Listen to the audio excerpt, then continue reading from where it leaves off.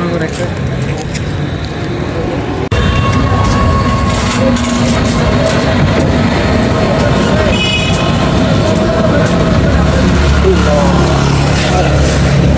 আলাইকুম কামাল ভাই। ওয়ালাইকুম আসসালাম। কি অবস্থা? হ্যাঁ, ভালো আছি। কি খবর তোর? আছে ভালোই। খবর তো শুনছেন, কি খবর? নির্বাচনের তফসিল ঘোষণা করছে। হ্যাঁ, এটা সুন্দর। এই আপনার এই কি সরকার পরে এরা অন্তর্বর্তীকালীন সরকারে অন্তর্বর্তীকালীন সরকারের দায়িত্ব নির্বাচন ঘোষণা করা, নির্বাচন করা। তারা তাদের দায়িত্ব পালন করছে, তফসিল ঘোষণা করছে। এখন নির্বাচন হবে, ওর বাকিটা নির্ভর করবে আমাদের রাজনৈতিক দল যারা আছে তাদের উপরে, তাদের অ্যাক্টিভিটিস। এই জন্য আরেকটা কথা, কি কথা? নির্বাচন তো যে তফসিল ঘোষণা করবে, ভোট হবে, গণভোট একটা, সেটা কি? দেখেন, এই যে নির্বাচন নির্বাচন বলতেছেন, চিল্লাচিল্লি করছেন না যে নির্বাচন দাও নির্বাচন দাও, কারা দিবে নির্বাচন? এই অন্তর্বর্তীকালীন সরকারকে বিপ্লবী লোকজন দায়িত্ব দিছে। হ্যাঁ, অবশ্যই। ঠিক আছে, তো এখন চিন্তা করেন, এখন তো নির্বাচন তো সংবিধানের মাধ্যমে হইতে হয়। যেহেতু 72 সংবিধান জনগণ মানতে চায়, যেহেতু এই সংবিধান, এই সরকার তো অবৈধ। ও আচ্ছা, অবৈধ না? এই সরকার যদি অন্তর্বর্তীকালীন সরকার যদি অবৈধ হয়ে থাকে, তাহলে এই অন্তর্বর্তীকালীন সরকার আন্ডারে যে নির্বাচনটা হবে এটাও তো অবৈধ হবে। হ্যাঁ, এটা অবৈধ হবে। অবৈধ হবে না? হ্যাঁ। তাহলে আমরা নির্বাচন করতেছি কেন? আগে আমরা সবাই বলি জনগণই ক্ষমতার উৎস, জনগণের মতামত দিতে আমাদের তো আপত্তি নেই। তা ঠিক, অবশ্যই নিতে হবে। কাজে এই যে কি করলেন, কি নির্বাচন করলেন? এই যে গণভোটের কথাটা, এই গণভোট না হলে আপনি নির্বাচনটা বৈধ হবে না। গণভোটের দিয়ে জনগণের মতামত নিয়ে হ্যাঁ ভোট দিয়ে এই সরকারকে বৈধ করার পরে এই সরকারের ডিক্লারেশন দেওয়া যে নির্বাচন, সেটা বৈধ হবে, নাইলে বৈধ হবে না। তাই নির্বাচন করে লাভ কি যদি বৈধ না হয়? কাজে এই গণভোটে আপনারা সবাই হাঁ দিবেন, হাঁ ভোট, এই ভোটে হাঁ দিবেন। ঠিক আছে, আপনার কথাটা বুঝলাম। হ্যাঁ, তাহলে এই যে এখন যেহেতু সংবিধান কথাটা বললেন, তফসিল ঘোষণা করলো, সেটাও বুঝলাম, গণভোটটা বলি। এখন আমার যে কথাটা, এখন তফসিল ঘোষণা করছে, দেশের সবাই খুশি, তাই আমার যে দল আছে প্রত্যেক রাজনৈতিক দলেরই খুশি। কিন্তু এখানে যারা বেঁচে আছি তারা খুশি, আবার যারা বেঁচেও আছে তারাও কিন্তু কান্নায়। কারণটা হচ্ছে এই যে জুলাইয়ের যে অভ্যুত্থানটা, যাদের সন্তান হারাইছে, এই একটা ত্যাগের বিনিময়ে কিন্তু আজকে এই একটা সুন্দর নির্বাচনের পরিবেশ তৈরি করে তফসিল তাদের কিন্তু কান্না, যে তারা ত্যাগ করছে।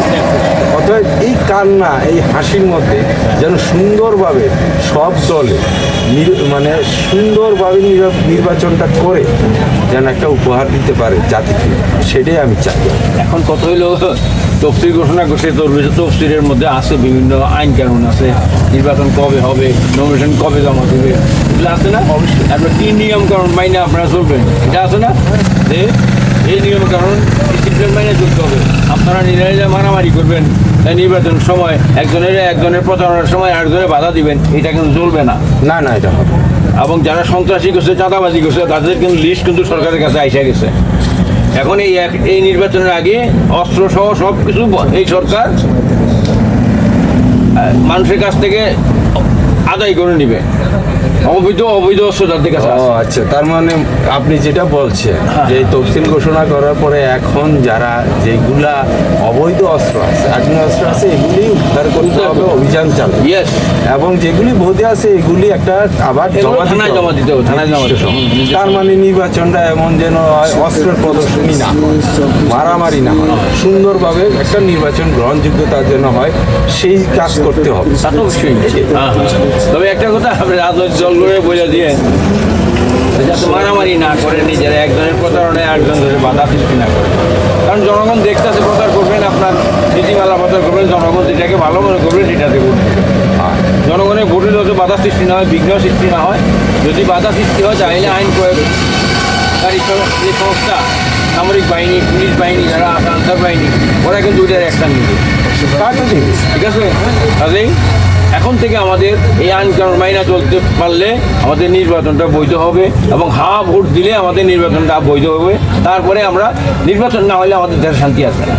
না, তা তো চাই, তবে চাই এই সংসদের যে নির্বাচনটা হবে, তফসিল ঘোষণা করলে আমরা ফেব্রুয়ারিতে নির্বাচন দেখব, তবে চাই যেন বাংলাদেশের প্রত্যেকটা জনগণ সুন্দর, সুষ্ঠু এবং একটা পরিবেশ নিয়ে যেন ভোট দিতে পারে এবং সুন্দর একটা সরকার গঠন করতে পারে। সেটাই আমার কথা। আমাদের প্রধান উপদেষ্টা ডক্টর ইউনূস সাহেব কি বলছে, পরিবারের সবাইকে নিয়ে আনন্দে যায় ভোট দিয়ে আসবেন, আপনার মতামত ব্যক্ত করবেন। এবারে নির্বাচন যাতে কোনো রকম ঝামেলা না হয়, নির্বিঘ্নে সবাই যাতে যার যার ভোট দিয়ে আসতে পারে। কারণ এখন ইয়াং জেনারেশনের যে ভোটটা তারা কিন্তু দিতে পারে না বিগত সরকারের আমলে। এখন তাদের জীবনের প্রথম ভোট, আমি মনে করি তাদের জীবনের প্রথম ভোট যাতে ন্যায়ের পক্ষে হয়, সত্যের পক্ষে হয়, ভালো লোকের পক্ষে হয় এবং এই দেশ তাদের মাধ্যমে এই দেশটাকে আমরা সুন্দরভাবে গড়ে তুলব, সেটাই আশা করি আমরা। আমিও সেটা চাই, আশা করি।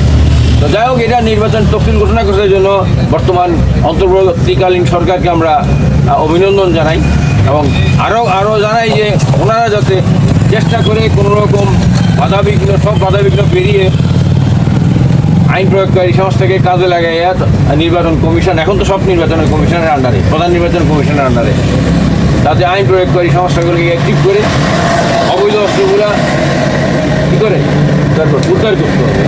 উদ্ধার করে দেশের শান্তি শৃঙ্খলা ফিরে আনে এবং নির্বাচন হওয়ার পরে দেখবো যে সব শান্তি শৃঙ্খলা ফিরে আসে, আমরা সব শান্তিতে আসি। আচ্ছা, তাইলে তো বুঝলাম। আমরা আপনার কাছে আইলে একটু মাঝে মাঝে কিছু পরামর্শ নিই। আমরা দেশের জনগণ চাই শান্তি, আমরা কোনো মারামারি করতে চাই না। আমার দেশটাকে ভালোবাসতে হবে, দেশের মানে কি বলবো, দেশের সার্বভৌমত্বকে রক্ষা করতে হবে। এমন কোনো কাজ করবো না যাতে আমাদের সার্বভৌমত্ব বিক্রি হয়ে যায় কারো কাছে বা কেউ জোর করে দখল করে আনে। সেটাই চাচ্ছি। ঠিক আছে, ঠিক আছে ভাই, খুশি হইলাম আমাকে এই পরামর্শটা দেওয়ার জন্য। যাই ভাই, হ্যাঁ, ওকে, আসসালামু আলাইকুম। ওয়ালাইকুম আসসালাম। না, আমিও যাই, আমার অনেক সময় হয়ে গেছে তো।